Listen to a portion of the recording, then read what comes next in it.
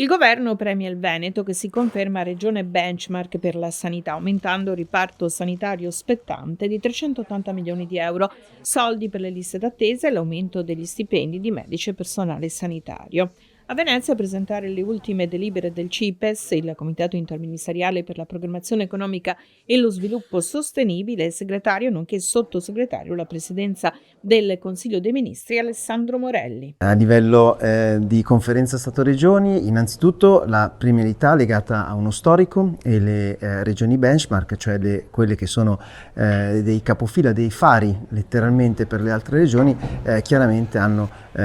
partono da una base d'asta più elevata. Dall'altra parte ci sono anche dei finanziamenti legati a dei criteri che comprendono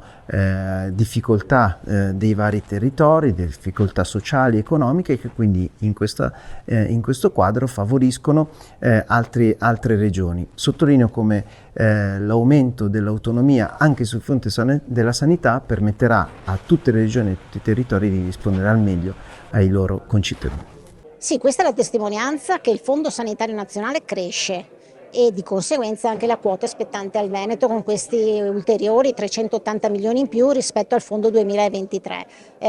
I fondi chiaramente sono impegnati rispetto a quelli che sono stati gli aumentati costi, inflazioni, costi energetici, ma nello specifico noi abbiamo anche utilizzato più risorse possibili per quanto riguarda il recupero della lista d'attesa e abbiamo visto i risultati, e poi anche per incentivare e premiare in maniera più forte da un punto di vista economico i nostri professionisti del mondo della sanità. Ricordo la legge approvata a fine anno che prevede 50 milioni in più nei fondi integrativi 2024, 25 e 26, proprio per andare a incidere nelle zone più disagiate, quindi la zona di montagna, le aree interne, ma anche nei servizi più disagiati, servizi che stanno soffrendo un po' di più. Citiamo quello principale, l'emergenza urgenza, ossia i nostri pronti soccorsi.